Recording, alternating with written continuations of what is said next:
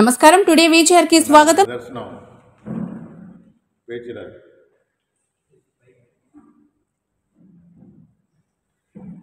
December 21 Jaganmohan Reddy గారి పుట్టినరోజున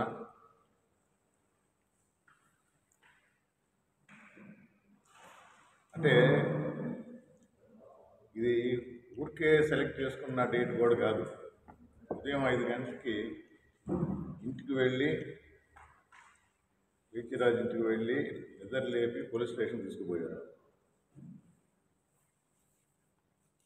ఆ రోజు జగన్మోహన్ రెడ్డి గారి పుట్టినరోజుని తెలుసు, కార్యకర్తలు అందరూ సంతోషంగా ఉంటారని తెలుసు, సంబరాలు చేసుకుంటున్నారని తెలుసు.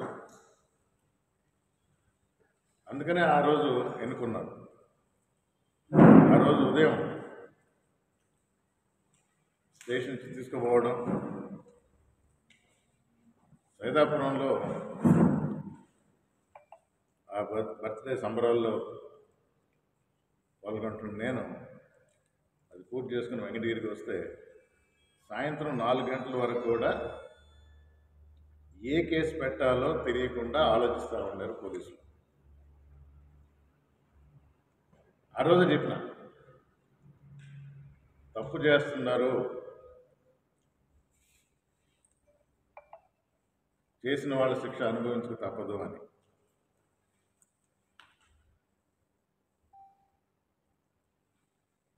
తప్పుడు కేసు పెట్టడం జరిగింది. 23 కేజీల గంజాయి కేసు అంట.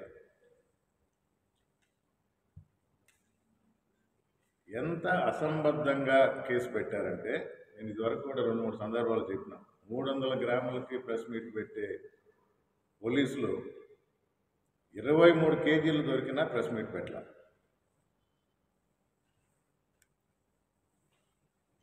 డబ్బులు ఇచ్చి పంపించి అరకనిచ్చి 2 రోజుల క్రితమే తీసుకువచ్చారంట.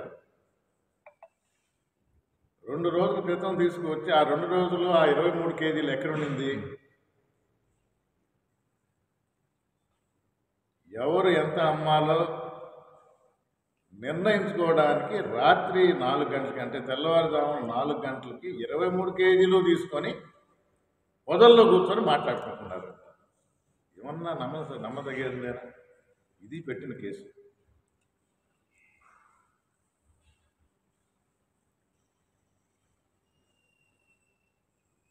స్టేషన్లో ఉన్న సీసీటీవీ ఫుటేజ్ని ఇమ్మని కోరడం జరిగింది కోర్టు ద్వారా.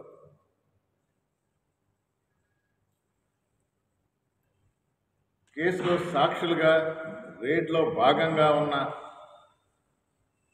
ఎంఆర్ఓబిఆర్తో సహా కానిస్టేబుల్స్ అందరి సెల్ ఫోన్ డేటా కూడా ఇవ్వమని జరిగింది కోర్టు ద్వారా.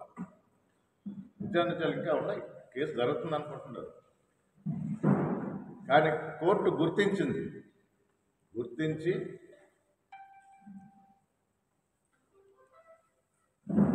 బెయిల్ పిటిషన్ అంగీకరించి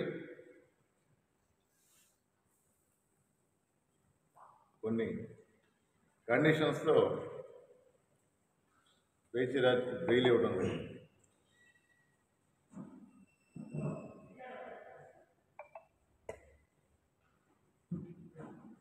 నాయకుల ఆదేశాలు పాటించే అధికారులకు మరొకసారి తెలియజేస్తున్నా, మా కుటుంబం యాక్చువల్గా అధికారుల పక్షపాతి.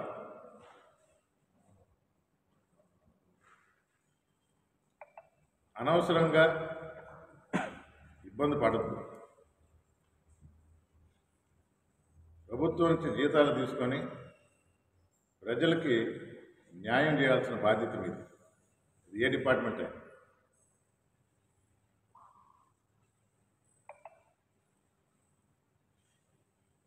ప్రభుత్వం ఉంది, ఆ పార్టీ పరంగా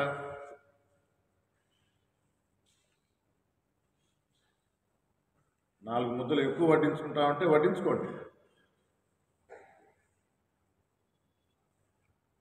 మా పార్టీ నాయకులకు కానీ కార్యకర్తలకు కానీ అన్యాయం జరిగితే ఏ అధికారిని వదిలేది లేదని మరొకసారి స్పష్టంగా తెలియజేస్తాను. కేసు పూర్తి కాల. బెయిల్ వచ్చింది అని అంటే వేచిరాజు తప్పు చేయలేదు, దీనిలో చాలా లొసుగులు ఉన్నాయి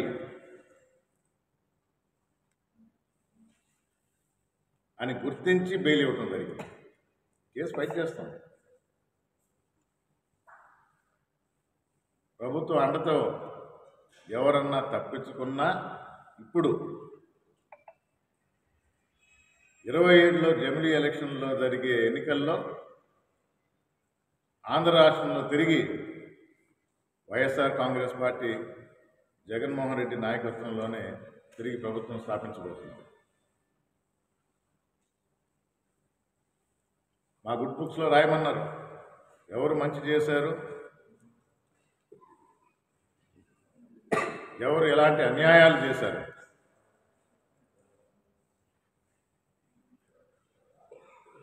ప్రజలకు మేలు చేయండి అని మరొకసారి అధికారులందరినీ కోరుకుంటున్నాను.